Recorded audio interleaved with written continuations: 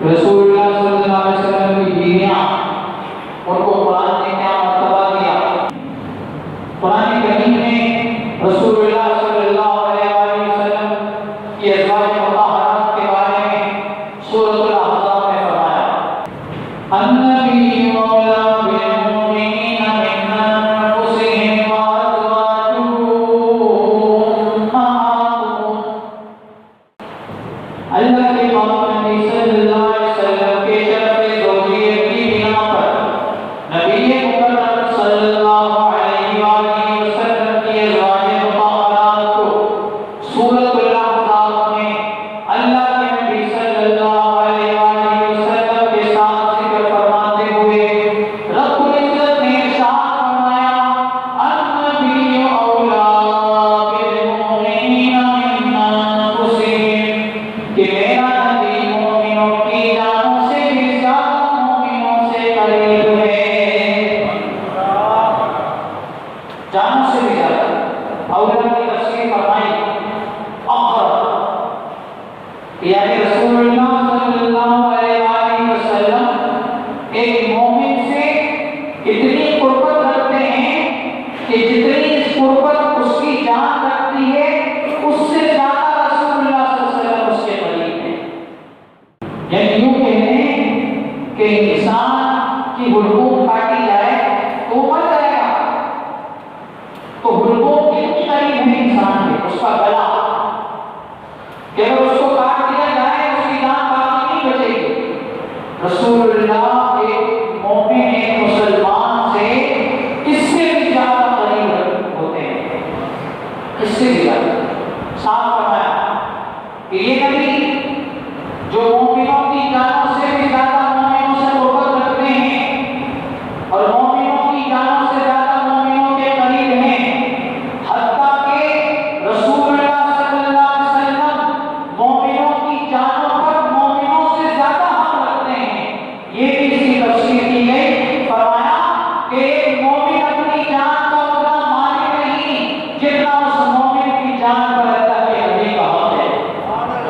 اس زور سے بولو سبحان اللہ، ذرا جان کے دیکھو تاکہ کوئی سمجھ آئے۔ صحیح اولیٰ کی دو تفسیر ہیں، ایک فرمایا اقرب، رسول اللہ مومن کی جان سے بھی زیادہ مومن کے قریب ہے، سارے لوگ کیا ہیں؟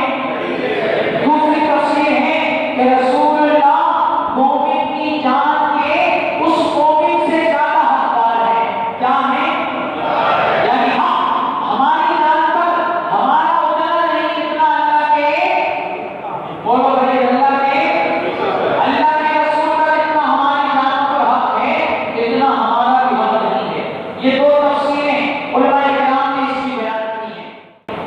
اب آگے اللہ فرماتا ہے وَأَزْوَاجُهُ أُمَّهَاتُهُمْ، فرمایا یہی نبی جس کی قربت تمہاری جانوں سے بھی زیادہ تمہارے ساتھ ہے اور جس کا حق تمہاری جانوں پر تمہارے سے بھی زیادہ ہے، فرمایا یہ تو اس کی بیویاں ہیں جو اس نبی کے عقد نکاح میں آئی ہیں، جن کو میں نے اس نبی کے شرف زوجیت سے نوازا ہے۔ اللہ فرماتا ہے کہ وہ بیویاں نبی کی تمہاری مائیں ہوتی ہیں۔ وَأَزْوَاجُهُ أُمَّهَاتُهُمْ، کیا ہے؟ قرآن نے امہاتہم۔ اب چاہیے حضور نبی کریم صلی اللہ علیہ وسلم کی بیویاں حضور نبی پاک صلی اللہ علیہ وسلم کے پردہ کروانے تک ہی ہماری مائیں ہیں، یا قرآن کی آیت کسی دوسری قرآن کی آیت سے منسوخ ہو گئی کہ اس کا حکم اس زمانے میں جب رسول اللہ ظاہری حیات سے متصف تھے موجود تھا، اب رسول اللہ موجود نہیں ہے لہٰذا اس کا حکم بھی ختم ہو گیا، ایسا ہے؟ قرآن اس وقت نازل ہوا حضور کی زندگی میں حضور کی ذات پاک پر، اور ہدایت کا نمونہ اللہ نے اس کو قیامت تک قرار دیا۔ یہ کتاب ہدایت، اس کے احکامات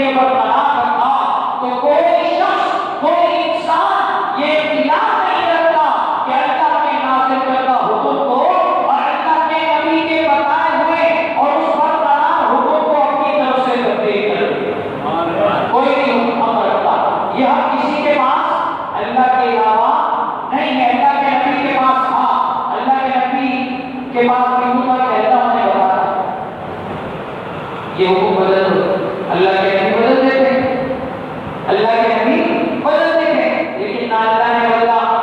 اللہ نے فرمایا کہ میرے نبی کی بیویاں تمہاری مائیں ہیں۔ اللہ کے نبی نے پڑھ کے بتا دیا۔ اب سورہ احزاب اسی قرآن میں آج بھی موجود ہے، یہ آیت طیبہ سورہ احزاب کے 20ویں پارے میں آج بھی موجود ہے، سورہ احزاب کے پہلے رکوع میں آج بھی موجود ہے۔ جب یہ آیت مبارکہ موجود ہے، اللہ کی کتاب موجود ہے، اللہ نے بھی حکم کو برقرار رکھا، اللہ کے نبی نے بھی حکم کو تبدیل نہیں کیا، تو کسی مائیں کے لال میں جرأت نہیں کہ وہ اللہ کے اس نازل کردہ حکم کو اپنی طرف سے بدل دے، اپنی طرف سے تبدیل کر دے۔ اللہ نے فرما دیا کہ میرا نبی تمہاری جانوں پر تم سے زیادہ حق رکھتا ہے، اور اس نبی کی بیویاں تمہاری مائیں لگتی ہیں۔ سمجھتے ہیں؟ تو اللہ نے حضور کی ازواج کو ہماری مائیں بنایا۔ کیا بنایا؟ بھائی زور سے بولو، کیا بنایا؟ ہر ایک آدمی فخر سے بتاتا ہے کہ فلاں میری ماں ہے، فلاں، اور وہ ماں ہمارے باپ کی وجہ سے ہماری ماں بنتی ہے۔ اور یہاں اللہ بنا رہا ہے، اللہ کہہ رہا ہے جس کو ہمارا باپ بیاہ کر لائے اور اس سے ہم پیدا ہو جائیں تو ہم فخر سے بتاتے ہیں کہ یہ میری ماں ہے۔ کیا ہے؟ یہ میری ماں ہے۔ کوئی اس ماں کے بارے میں کوئی غلط زبان استعمال کرے، نعوذ باللہ معاذ اللہ، جسم میں آگ لگ جاتی ہے۔ دل کرتا ہے کہ جس نے میری ماں کو برا کہا ہے میں اس کو کاٹ دوں، اور یہی غیرت کا تقاضا بھی ہے یا نہیں ہے؟ تو بھائی سارے بولو، میں سب کو اپنی مائیں عزیز ہیں، کوئی اپنی ماں کی گالی نہیں سنتا، کوئی اپنی ماں کے بارے میں برائی نہیں سنتا۔ کسی کی ماں کو کوئی برا کہے تو جس کی ماں کو برا کہا جائے وہ لڑنے مرنے کے لیے تیار ہو جاتا ہے۔ اب سوچو، یہ تو وہ مائیں ہیں جن کو دنیا کے اصولوں نے، دنیا کے قوانین نے، دنیا کے کسی شخص نے اپنے نکاح میں لے کر ماں کا رتبہ دیا ہے۔ اب بتاؤ، یہ ان ماؤں کا مقام ہے، ان کے بارے میں کوئی ایک لفظ نہیں سن سکتا۔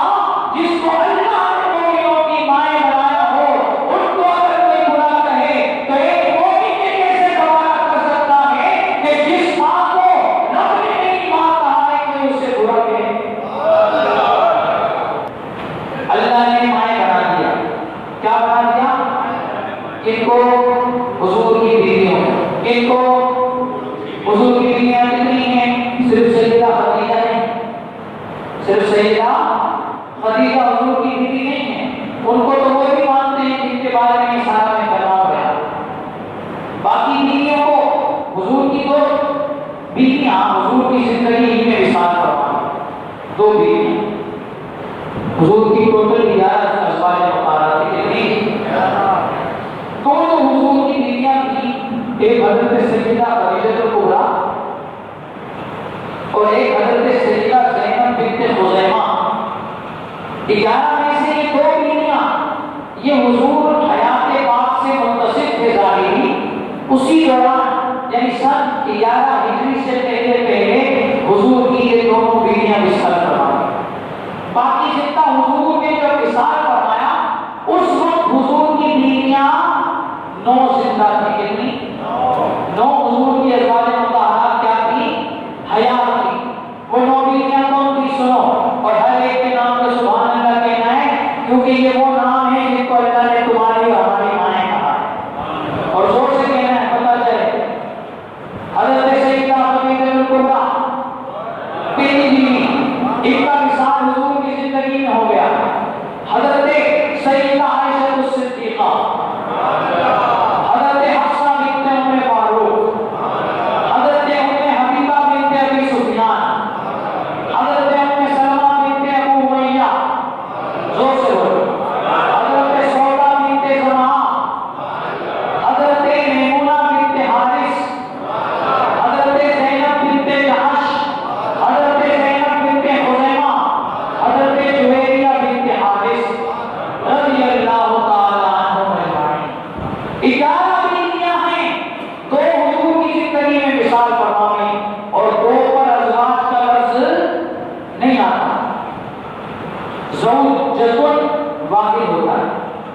زوجۃ عربی میں واحد ہوتا ہے جس کا ترجمہ ہے ایک بیوی. دو کے لیے عربی میں قاعدہ یہ ہے کہ الگ لفظ آتا ہے. ہمارے یہاں تو دو بیویوں کو بیویاں بول دیتے ہیں، عربی میں ایسا نہیں. عربی میں دو بیویوں کے لیے آتا ہے زوجتان. کیا آتا ہے؟ دو بیویاں. اللہ نے قرآن میں نہ زوجہ کا لفظ استعمال کیا، قرآن میں جو نازل کیا کلام میں نہ لفظ زوجتن استعمال فرمایا نہ لفظ زوجتان استعمال فرمایا، بلکہ فرمایا وَأَزْوَاجُهُ، فرمایا ازواج. ازواج ہے جمع، اور جمع کا اطلاق ہوتا ہے تین یا تین سے زیادہ پر. زور سے بولو بھائی، تین یا تین سے زیادہ بیویاں ہوں تو عربی میں کہا جائے گا کہ ازواج ہیں. اور ہم کہتے ہیں ازواج مطہرات. قرآن میں بھی سورہ احزاب میں حضور کی بیویوں کے لیے دو مقام پر کیا استعمال فرمایا؟ ازواج کا لفظ استعمال فرمایا. ایک جگہ فرمایا یہ جو میں نے آیت مبارکہ پڑھی سورہ احزاب کے ابتدائی رکوع کی، فرمایا فرمائے جو میرے نبی کی بیویاں ہیں یہ تمہاری مائیں ہیں. زور سے بولو.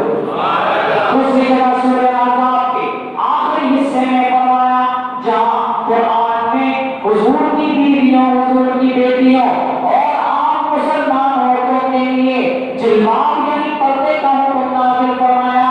فرمایا ایھا النبی قل لازواجک وبناتک ونساء المؤمنین. فرمایا نبی قل لازواجک، یہاں بھی لفظ ہے ازواج.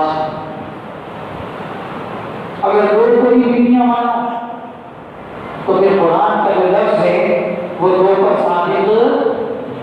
قرآن میں جو اللہ نے کہا وہ دو کے لیے واضح نہیں ہو رہا، تو معنی یہ ہوا کہ حضور کی 11 کے 11 بیویاں جو تھیں وہ ہم سب مومنوں کی مائیں ہیں. جس طرح حضرت سیدہ خدیجہ ہماری ماں ہے، جس طرح حضرت سیدہ زینب بنت خزیمہ ہماری ماں ہے، اسی طرح ابو بکر صدیق کی بیٹی حضرت سیدہ عائشہ بھی میری اور تیری ماں ہے. اسی طرح حضرت عمر فاروق کی بیٹی حضرت سیدہ حفصہ بھی میری اور تمہاری ماں ہے. اسی طرح حضرت سفیان کی بیٹی اور حضرت امیر معاویہ کی بہن حضرت سیدہ ام حبیبہ بنت ابی سفیان بھی میری اور تمہاری ماں ہے. تو معلوم ہوا اللہ کے نبی کی جتنی بیویاں ہیں اللہ تعالیٰ نے ان کو قرآن میں قیامت تک کے لیے مومنوں کی مائیں قرار دے دیا.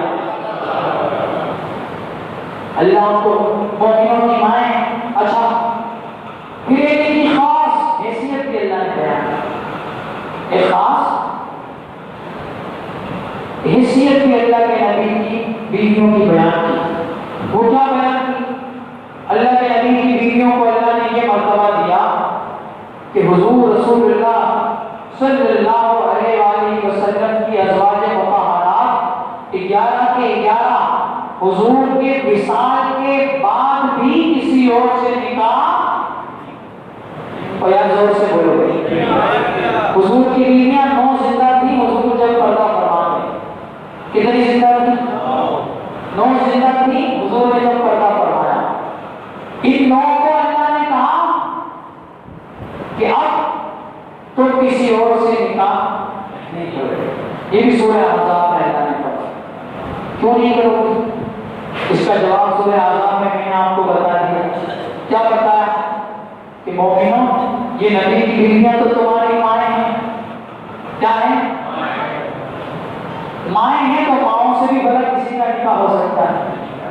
زور سے بولو.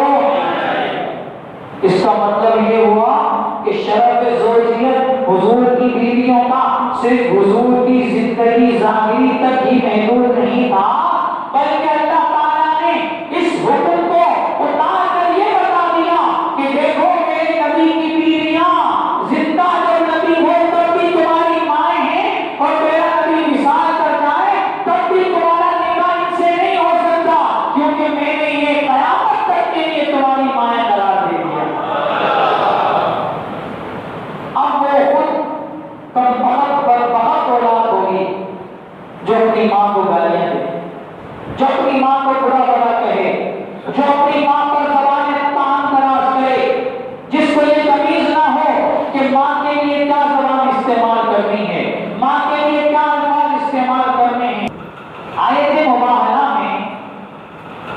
پچھلے جمعہ بھی جس کا ذکر آیا تھا، آیت مباہلہ میں اللہ نے فرمایا کہ تم اے نبی ان سے کہو کہ تم اپنی عورتوں کو لاؤ، ہم اپنی عورتوں کو لاتے ہیں۔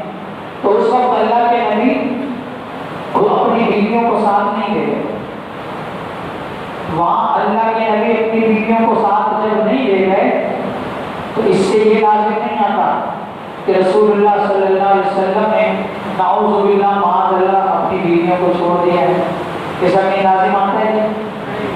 اگر ایسا ہوتا تو قرآن حضور حیات ہے نا، حضور حیات ہے، حضور پر اللہ قرآن کی آیت اتار دیتا کہ نبی آپ کی یہ بیویاں جو پہلے تھی اب نہیں ہے۔ اللہ نے ایسا کوئی حکم پورے قرآن میں نہیں اتارا، کہیں ایک جگہ بھی نہیں اتارا۔